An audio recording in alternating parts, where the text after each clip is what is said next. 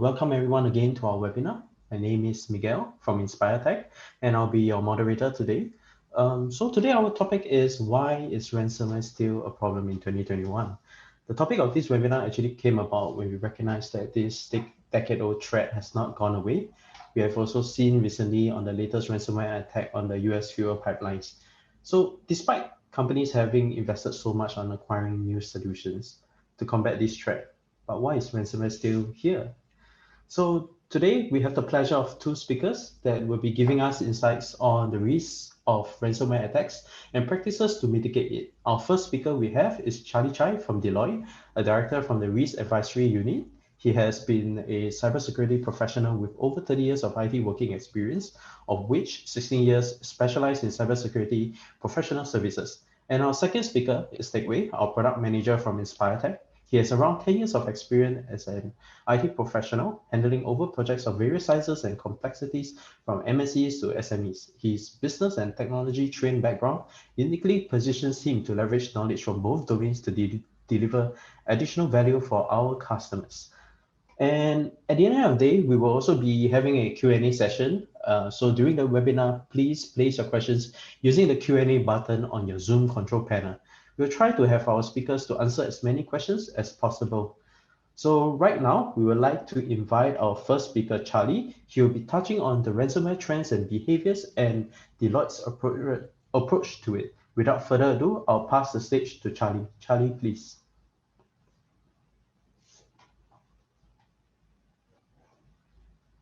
Charlie, you have your mic muted. Thanks, Miguel. Yeah, no problem. Good afternoon, everyone. I'm Charlie from Deloitte. I'm honored to be invited by InspireTech to share my knowledge and experience here. Let me go into the slide presentation. Ransomware is a well-known name to many of you, even you're non-IT, I believe. However, I would like to share the definition of ransomware as a start for my presentation, just in case any one of you is still new to it. You're considered lucky.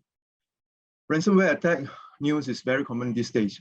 Just 2 weeks ago, an attack happened to Colonial Pipelines, which Miguel has shared earlier. It is the largest refined products pipeline in the United States. Colonial Pipelines transport more than 100 million gallons of fuel daily. Just to put in context, it's equivalent to 100 million gallons. 100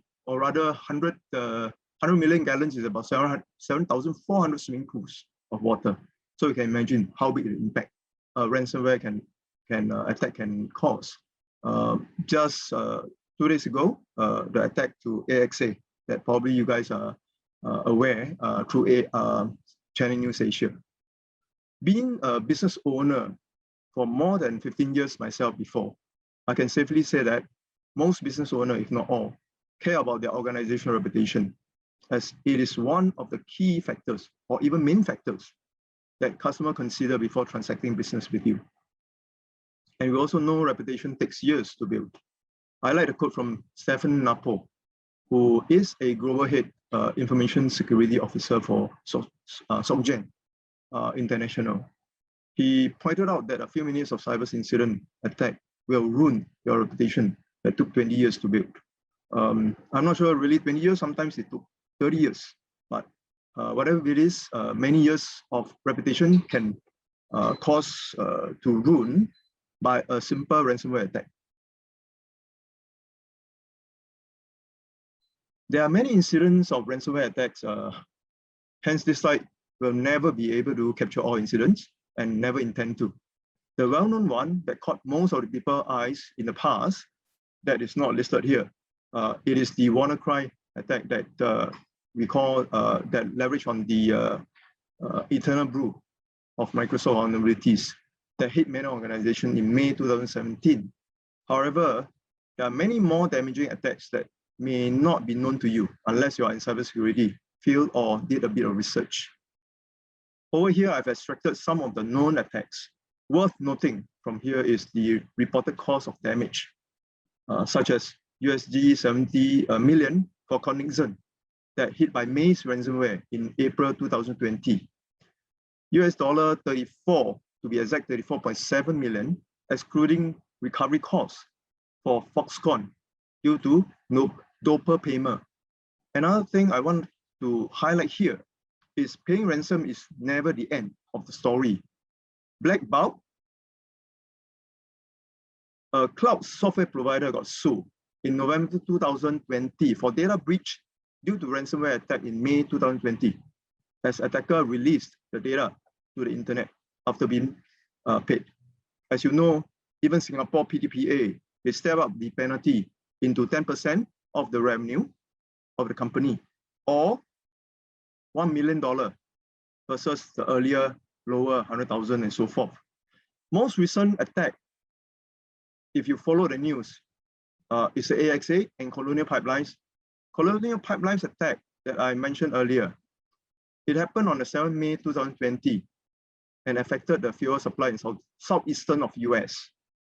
Key message you want to take away from this is the damage of ransomware attack going beyond paying the ransom, as well as the recovery cost. You can be sued. Ransomware attack has never slowed down.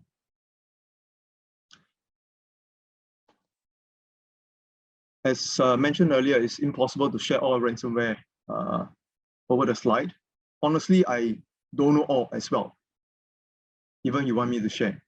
Usually, I have to do research through the threat intelligence or other means to get to know the behavior of the ransomware of interest. Over here, I would like to share with you the top 5 most active ransomware groups for corporation, compiled by Kapowski. They are the Maze, Conti, Revel, Networker, as well as doper payment. All of them have their own unique focus and interests. Maze itself accounted for 1/3 of the total victims. That's why it's in the top, based on Kapowski, a report published in April 2021. Conti accounted for 13%, whereas Revel accounted for 11%. Networker 10, doper payment 9. Interesting to note, Sodin seems to have more interest, or should I say, successful attack in engineering and manufacturing sector, as well as MSP, that been used as a platform for distributing the ransomware payload. Revel accounted for the biggest ransom demanded.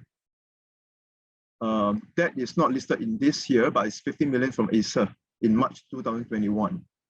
You may know that doper payment frequently target government organizations, such as healthcare, emergency, or education. Regardless of which sector you are in, you're not spared. This is the message from the slide. Ransomware attack has never slowed down, as said.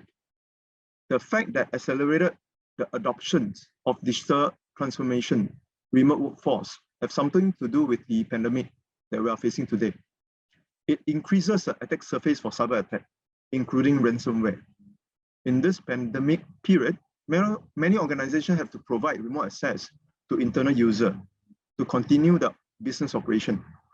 Cloud adoption has been there for many years, for simple reason of lowering the operation cost, as most of you might know. Some attackers with entrepreneurial spirits also turn to cloud for better revenue by offering ransomware as a service. That has equipped the cyber criminal that don't have the skill set to launch the ransomware attack in a quicker fashion.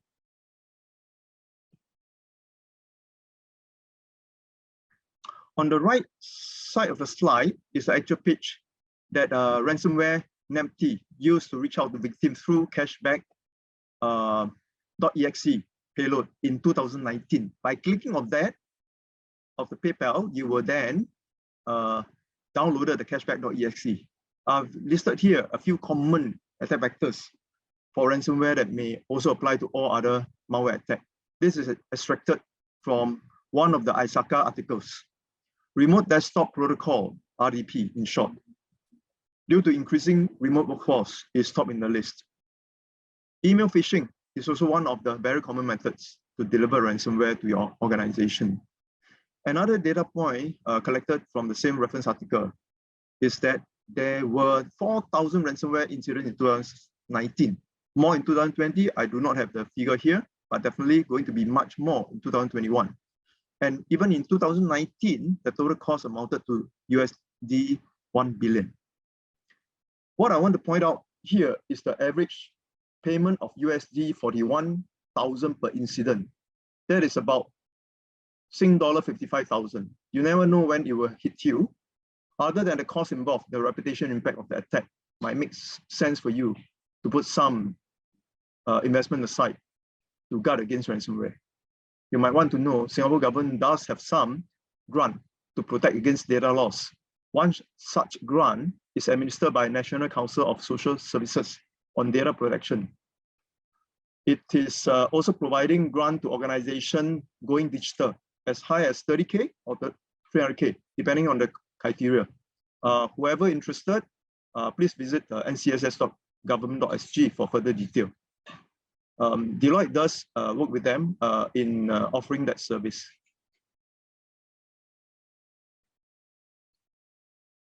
On the right of the slide is the Deloitte's matured and proven cyber strategy framework. It actually provides overarching guidance and approach to protect the business from being crippled by cyber incidents. It is not just for ransomware, but it definitely applies to ransomware as well, since it is a cyber attack. It stresses the needs of knowing the current threat landscape of the organization through security assessment. Riding on the same approach, you want to know what and where is your risk to ransomware attack. Not only due to the missing of security technology, but also the people and processes that you need to put in place. Most of you probably agree that while technology is important, it can't by itself protect your organization from ransomware. Technology alone can't do the magic. People and process are two other main key factors. People, in fact, is the weakest link where attacker loves to exploit. Regardless how advanced your technology defense is, your organization can fall prey to ransomware attack if these two factors are not taken care of. One good example is the email phishing. Regardless of the technology warning, if the user is insisting and not careful and continue to click on the malicious link, you will be a victim. To make things worse, the phishing attack has become more sophisticated as time goes by. Most of the advanced phishing can circumvent DMARC, which is standing for Domain-Based Message Authentication, Reporting, and Conformance, a technology that is meant to protect against phishing in the early days. But it is still applicable today, but it needs to work hand in hand with other technologies to be more complete. Not meant to dive into technical here. Phishing is an attack method that deceives user to click on the legitimate looking URL where the malicious payload is delivered to user upon clicking. Just to give a sense of a layman term to you, imagine an email with a PO attachment from a customer sent to your sales rep during the month end or quarter end closing. This is one simple example and very hot in the current attack. Not easy for a sales rep who is hungry for a PO to click, isn't it? Just 2 weeks back, alerts from IBM X-Force, a threat intelligence service that I subscribe to, talking about the Step Up Cyber Squatting campaign. The campaign is about suspicious activity registering domains that could be for phishing purpose. X-Force observed a few domains around Google, JP Morgan, American Express are being registered. Basically, through this domain name that resemble the originator would then cause the victims to click unknowingly. Another example where organization will be able to reap the benefits from a technology alone due to missing skill set is that a DLP won't be able to, DLP stands for data loss prevention, which is a technology where preventing the sensitive data from leaking out to the world, which is also what MAS TRM clause 9 asking for. It is a mandate that the FSI minimally need to conform to have the DLP system in place. However, even you have the DLP system in place and running well, it will not be able to prevent the leakage if the policy or processes are incorrectly configured. This many a times my past involvement in projects or rescue action come into rescuing such a gap in the people or the processes. In a similar fashion, processes like patch management that includes classification of patches in whether it is urgent or normal patching cycle that you need to conform to is crucial. Otherwise, you can waste limited resources to patch on non-urgent cases while leaving urgent patch for later, such as Eternal Blue, the famous attack of the WannaCry. Eternal Blue is the vulnerability quoted as MS17-010. It was released on March 14, 2014. March 14, 2017. But so many companies didn't patch it and got hit on May 12, 2017. So even you have that process and that people, you need the technology as well. All three has to come hand in hand together.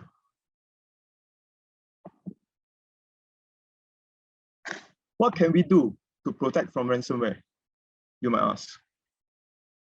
This slide provides key ways to reduce the possibility of attack. Pretty much the list that most security professionals will recommend, though it is not exhaustive and it never meant to. As most, if not all, security practitioners will agree, there's no 100% attack-proof solution. But by making yourself a difficult target, it makes the attacker goes away, as the time is also money. They will not want to spend too long time. They will rather go for easy target. So make yourself difficult for them. While we are learning to use AI to defend against attack, hackers are doing the same, learning and discovering vulnerabilities. Among the listed number of ways, I just want to stress on the secure backup. Organization needs to make sure a backup copy is secured from attack. If you're not sure, I would suggest you to do an assessment to determine how risky are you in this sense and how to improve this aspect. Applying the appropriate technology according to the finding can at least recover your business operation, even all defense fail. Preventive is definitely important as well. So continuous awareness program, timely patching, restricted use of vulnerable protocol in the organization with the proper processes in place is important. Last but not least, not one organization can hire all experts into the organization. The wealth of experience of external experts can help you to keep up with the skill set and know how to protect you against ransomware. Finally, I just want to reiterate that ransomware is here to stay, be it 2021, 22, or beyond. We just have to prioritize our investment, be it time or money. Feel free to reach out to Deloitte, of course, for advice. Just hope that we will never need to talk about a post-attack recovery.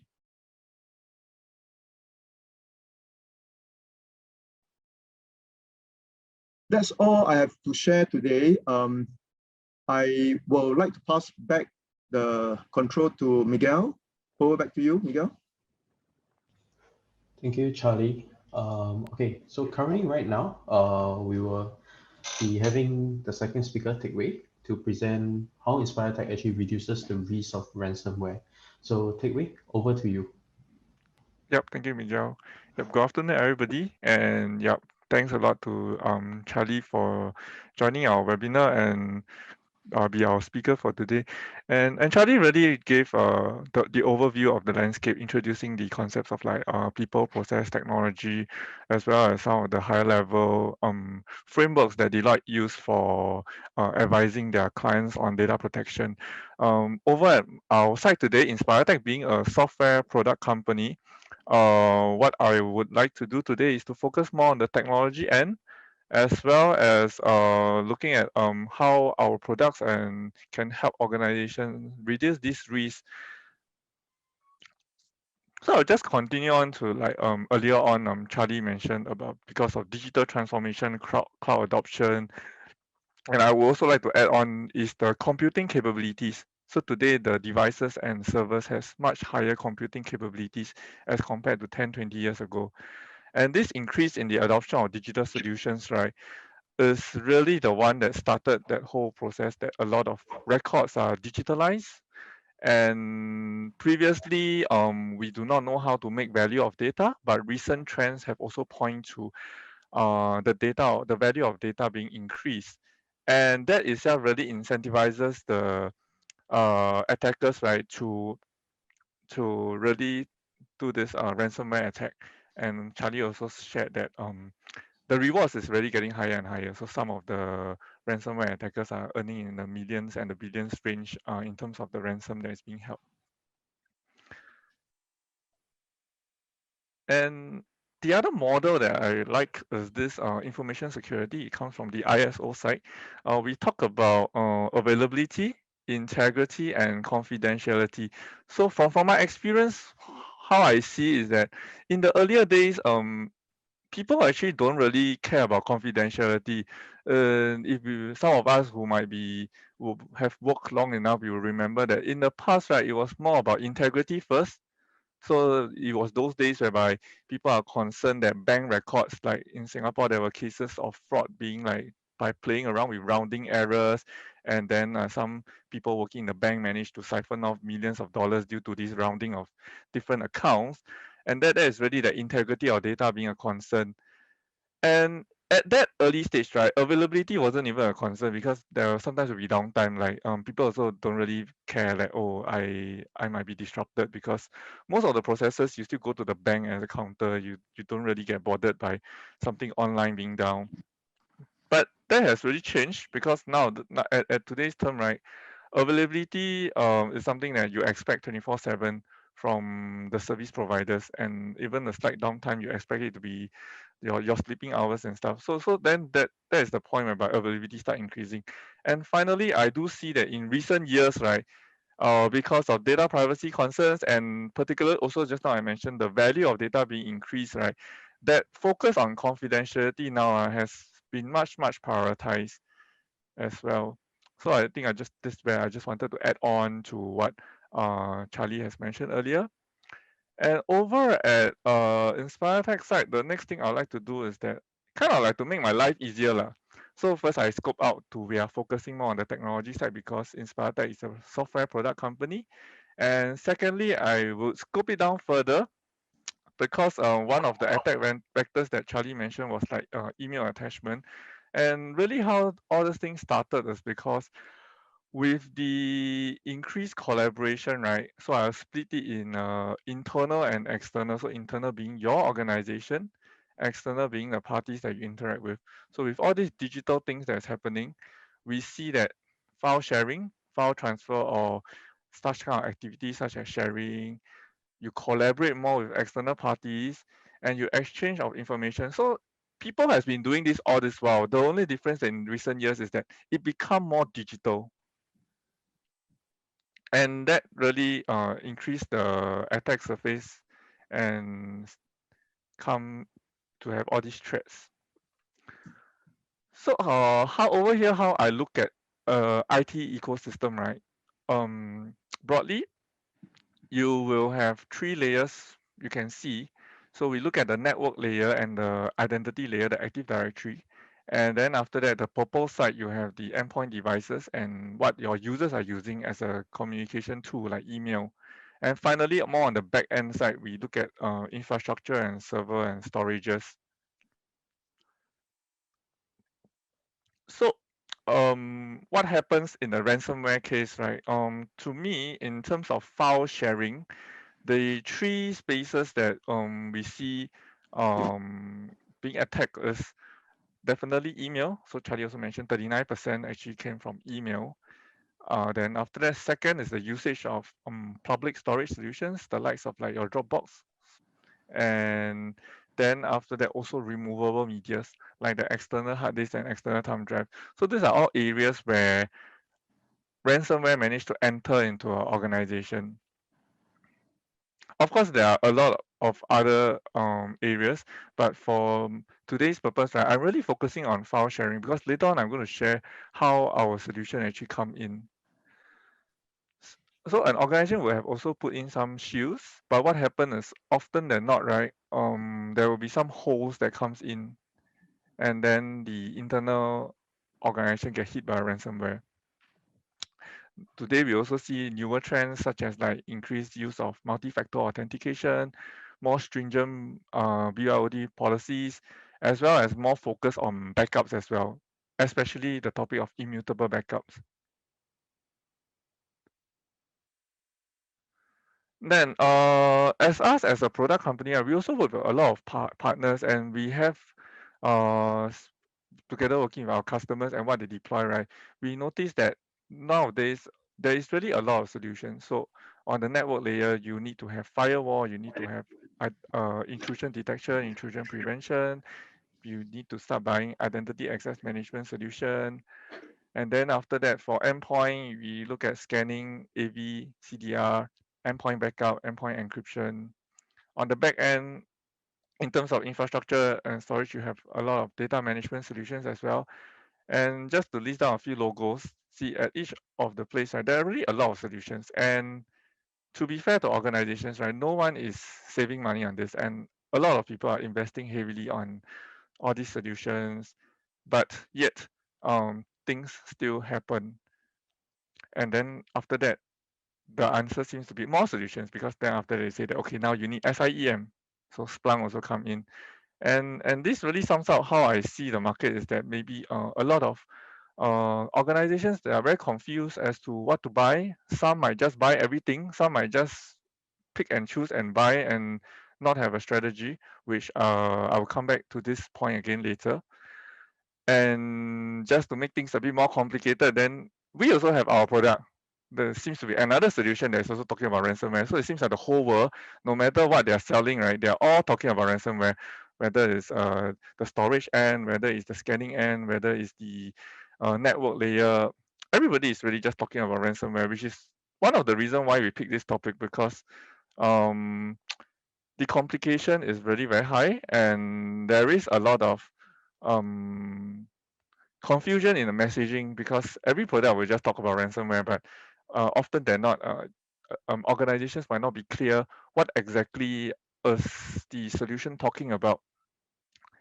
And so what I would want to do as here is to really share with you all how our product comes about and what we focus on, so that you can understand where we come in terms of the ransomware picture. Because as Charlie has mentioned, right, this problem is not something that you just buy one solution and it's okay, because the complexity and the nature of the attacks and the mechanisms and method used has just become more and more sophisticated.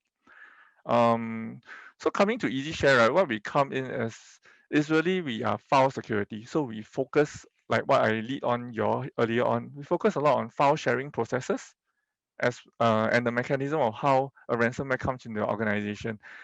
We did not start out as a security solution. Relating back to what I shared a little bit about the history, right?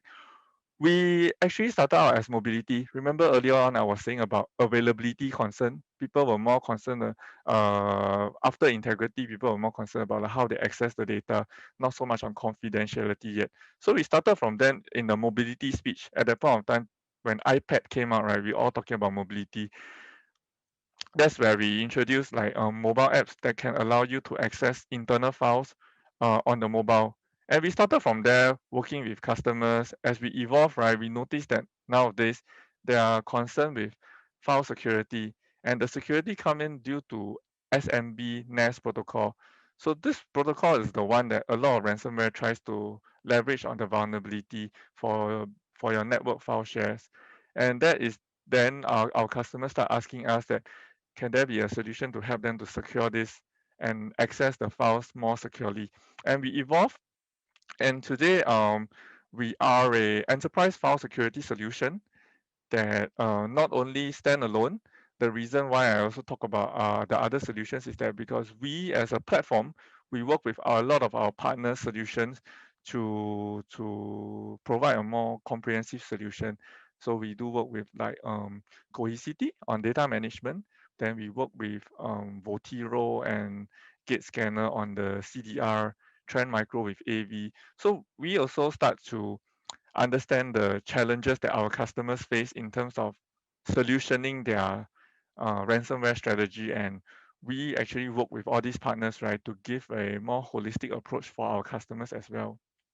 Now, zooming back, I would like to next share about 3 scenarios of how EasiShare exactly tackle this ransomware issue. Now, the first is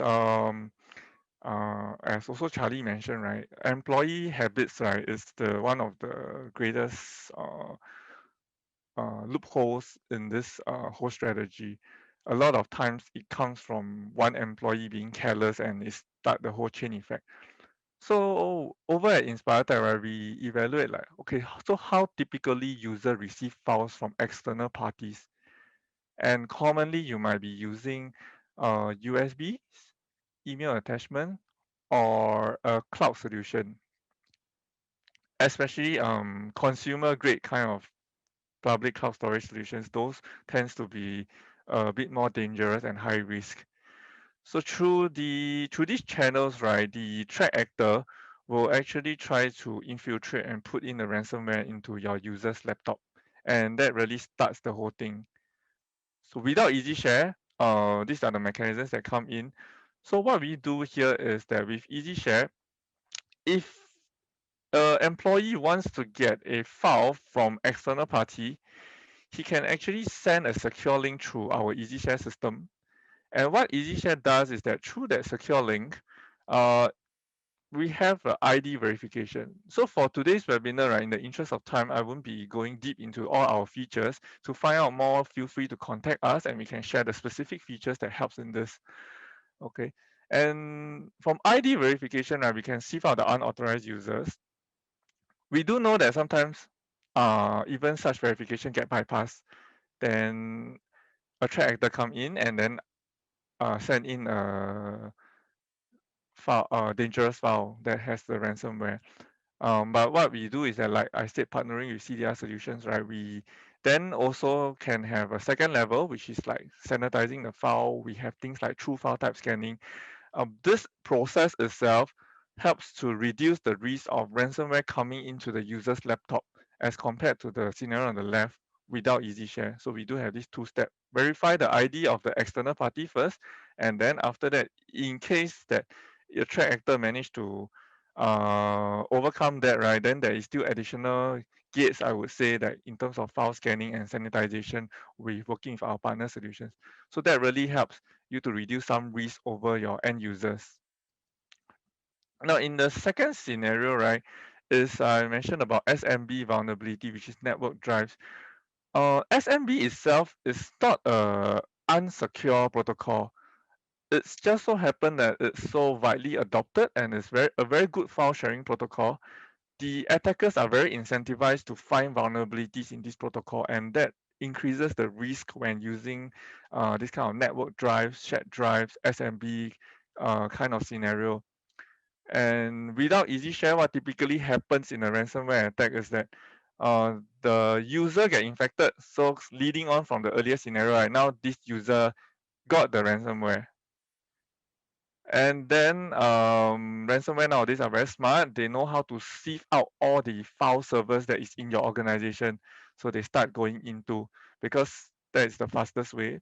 And then after that, it infects into your other departments. So this is typically what happens in a typical attack that coming in through attacking the SMB file server protocol. Now with EasyShare, right, what we do is that we reduce the exposure of your file servers. We kind of protect it. So in the same scenario, user get infected with ransomware, and then what happens is that user is actually accessing file and interacting with files through EasyShare. So we are using a HTTPS web service instead of a SMB protocol directly. Now what EasyShare can do is that the EasyShare server is the one that interacts with the file servers. So you can do all your port blocking, etc.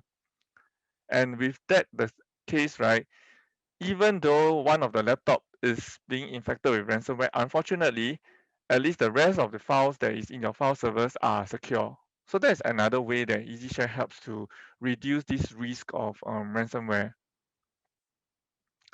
And finally, the third scenario I really just added in recently because of remote working.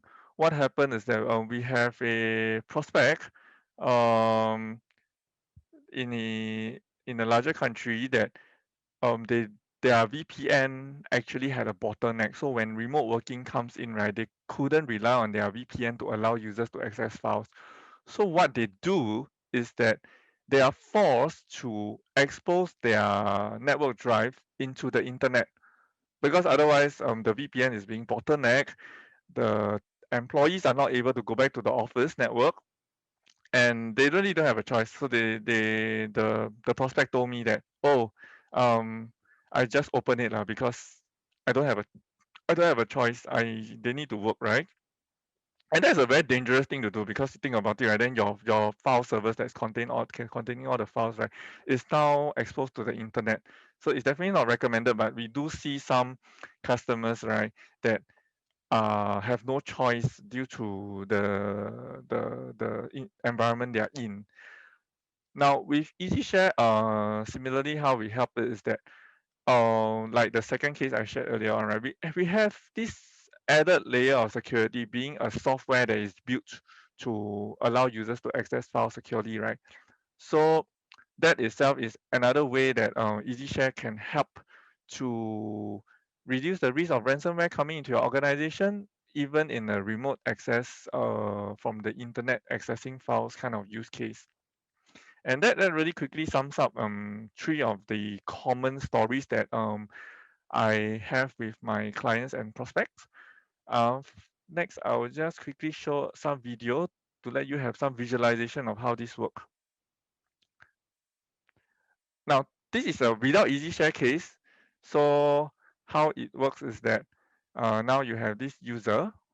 They have a file. Similarly, they have a NAS backup. This NAS backup, you take it as a backup drive that's on Smb. So the user innocently receive an email, right? And then after the user double click on it. Okay, so that's how fast it happens. When you double click, this thing pop up already. And then over there, sadly, you will see your files being encrypted. If you are very sophisticated, you know how to stop the process, you might be able to save some of your files. But like I said, with the compute power today, this thing don't happen so slowly. Just for the video, I make it a bit slower. So this is what typically happen. Even if you have a backup and your backup is on a NAS that is exposed to all your users, most of the time, uh, you will still be penetrated. So that is how fast ransomware can happen by one user accidentally having direct access to SMB. Now, in contrast, the next video I want to show you is that um, a user having EasyShare. So just quickly show you our EasyShare desktop client. It looks like an Explorer, but what happened now is that the files are stored on the backend file servers, but interfacing through EasyShare as a shield. So similarly, there is still this NAS place that I showed earlier. And now we're going to simulate the same thing again. You open the email, and then it's going to run again. Unfortunately, whatever files that is on the user machine and whatever file that is in the so-called NAS backup, right, it's going to be encrypted by the ransomware. Now, the positive thing here is that because the file servers are behind EasyShare, in this case, even when the ransomware runs,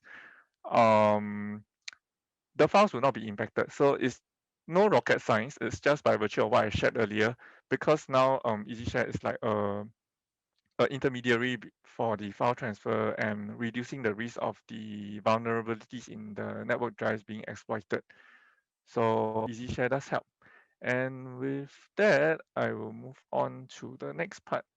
So in summary, right, to me, really, it's not about buying solutions. So coming back to the question of this webinar, right, why is ransomware still a problem in 2021?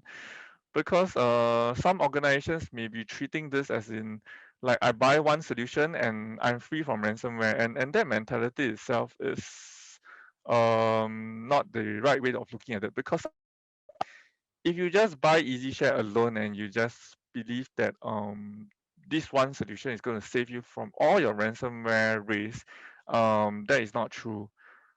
As what I mentioned, right, we specifically only focus on the file sharing process and the file storage related kind, like the SMB vulnerabilities, remote access to files, that portion. We have to work hand in hand with other measures such as blocking of network ports. And increasingly, for today's webinar, I don't have time to delve into backup, but backup itself is also an interesting thing recently, because ransomware attackers are increasingly attacking the backup because they know that, oh, if your files get encrypted, then you have a backup, then you might not need to pay the ransom. You can still operate by recovering. That's why nowadays they are talking about like selling your data or other means. Then and a lot of solutions are talking about immutable backup now. So that area has a lot of development as well. And the way I see it as is that ransomware virus, right, is like how I look at COVID-19 also, because COVID-19 is really a virus. No country will have that absolute answer that they are 100% free from it, no matter what kind of measures they put in. Some countries put in more, some countries put in less. And each country, due to its own environment, will have its own strategy. So similarly to a ransomware virus, right, there will be different strategies. And coming back to the next point about strategy is that it leads me to these two schools of thoughts. So in terms of strategy, right, I have seen customers who believe that each IT, the various departments or the business units, they work in silos. So like the network team is just instructed that, okay, you secure as much as possible, and then after that there's a storage team, and then there's a database team, and there's a system admin teams. They work in silos, and then each department just do their own way of tightening their own systems. Procurement also in silo. There is actually pros in this method. It's pretty efficient because you don't have to liaise with a lot of departments. The downside is that if there's any gaps that's inter-department, right, it tends to fall through the gaps because each department just look at its own thing. And on the other hand, I also have clients that they do this very holistically. When they buy EasiShare, right, they make us work across their network team, their infrastructure team, their end user teams to just analyze what are the risks they're trying to address, and then what are the vulnerabilities to make sure that EasiShare is deployed in the way that is intended for the customer to reduce the risk that they are identifying. So in this case, right, the good thing is that there's a lot of clarity. Risk and security things are evaluated more holistically, and a lot of people tends to think that, oh, this must be the way. This is the better way than working in silos. But I also do see organizations, right? They start to do this once, and then they have that false sense of assurance. So, like what was mentioned earlier, right? Ransomware is so dynamic, it's evolving, things get changed. So even if you plan it very well, right, you have your 5-year plan, you have your IT master plan and stuff, it's really might not be enough and might give you that false sense of assurance.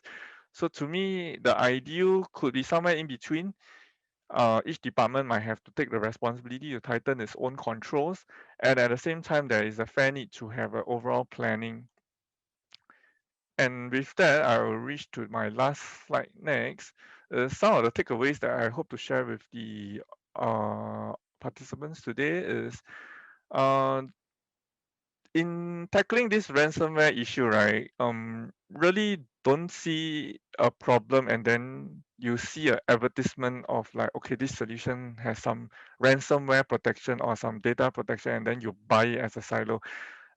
Typically it really doesn't work, and you might have invested millions of dollars into all this technology and you still find yourself very, very vulnerable. And so-called the cliche way or the theory is that you always must understand your environments, just like the COVID case that I talk about, right? You understand um, your office, or if you're a government, your country, the environment, and what are the risks and the gaps. And then only you procure the solution.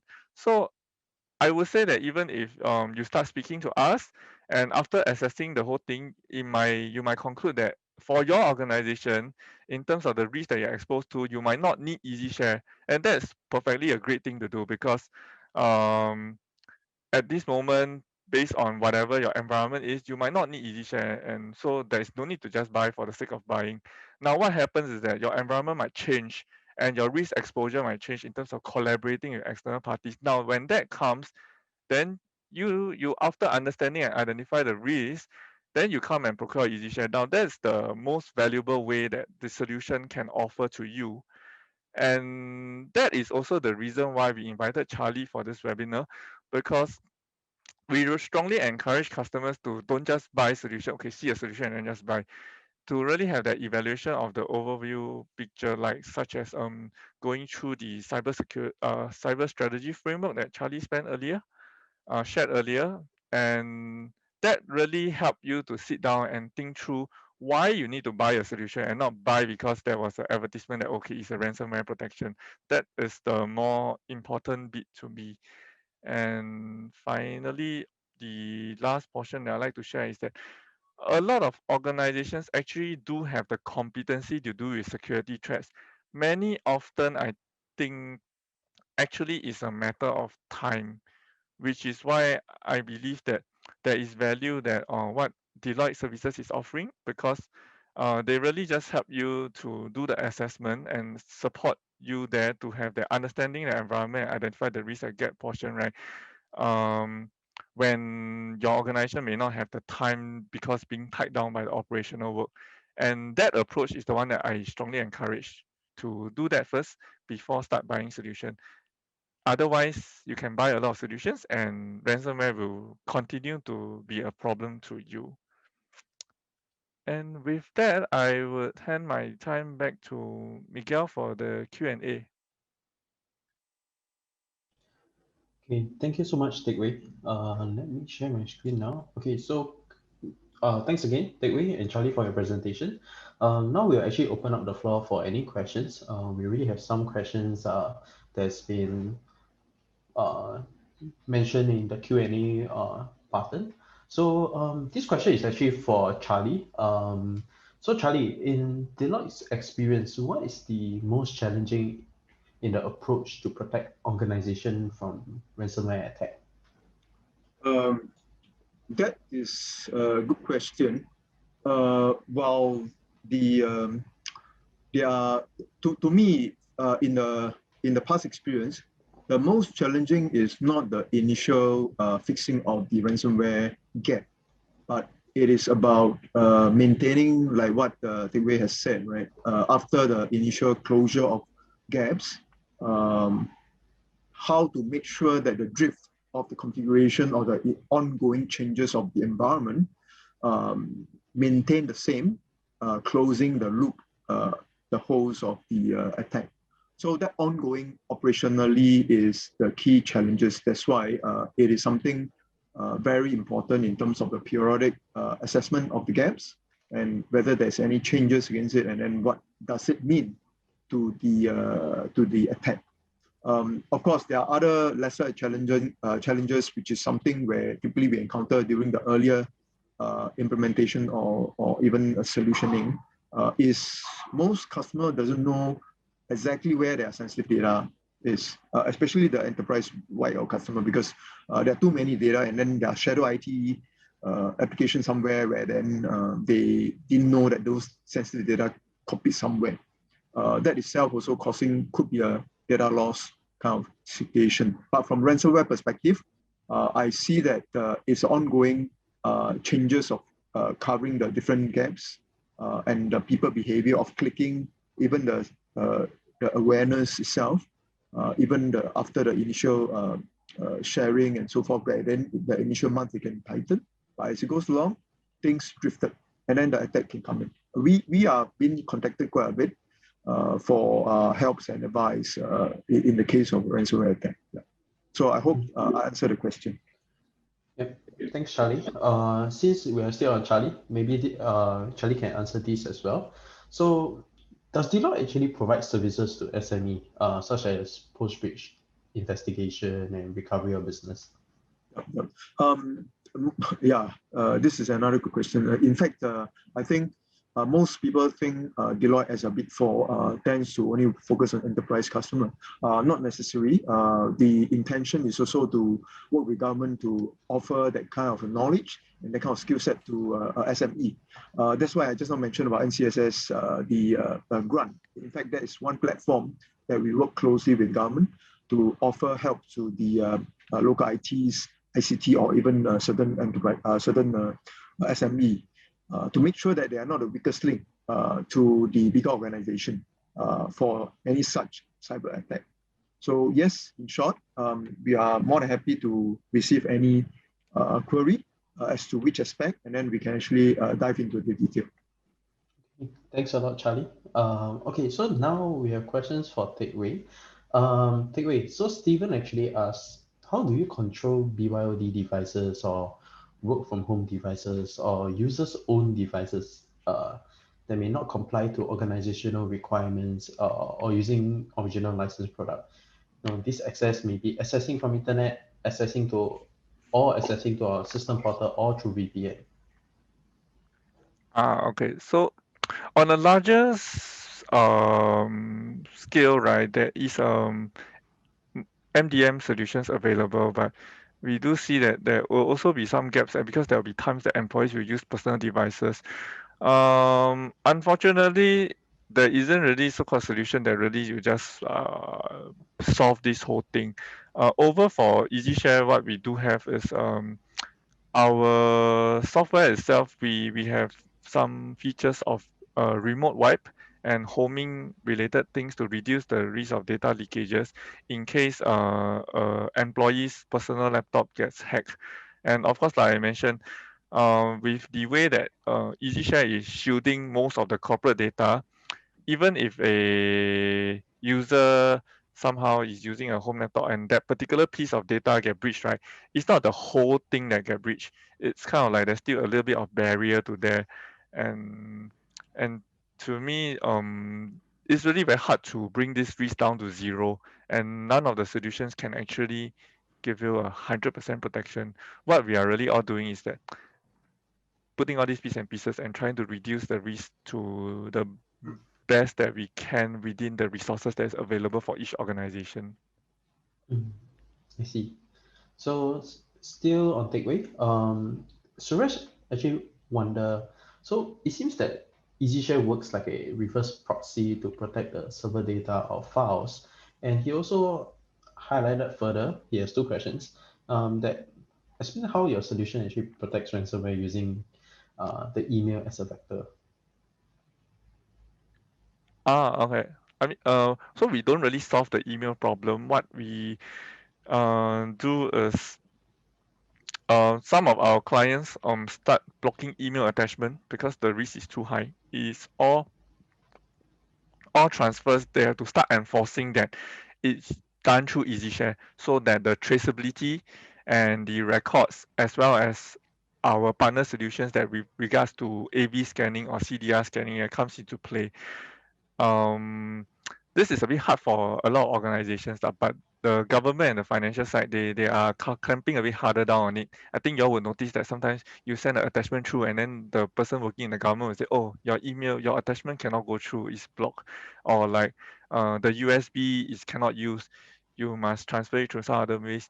And in fact, then that becomes like one of the pain points for the users that we are trying to solve, because users get blocked here and blocked there by IT, then they cannot transfer file. Small files usually not a problem. A simple Word document is never a problem. The larger files and the sensitive files, those become a problem. And that is actually how we started with EasyShare as a product.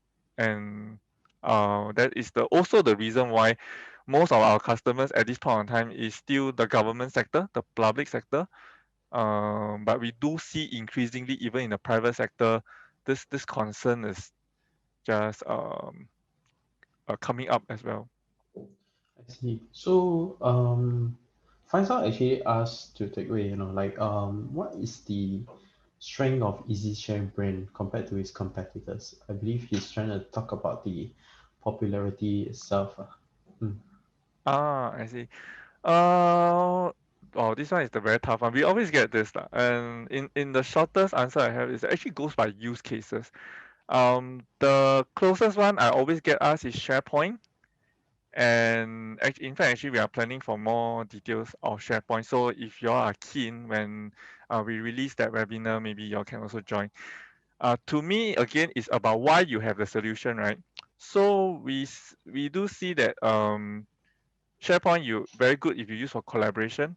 And then for EasyShare, perhaps you can use it more for like external file sharing use cases, because assuming if all your important things is in a SharePoint, would you want to expose that SharePoint to allow external access? And this is what sometimes if you put everything in the same place, right, and you open it up, right, that the risk is always there. So to us here is that would it be a better idea if you have two separate solutions for different purpose specific so that you can manage the risk accordingly?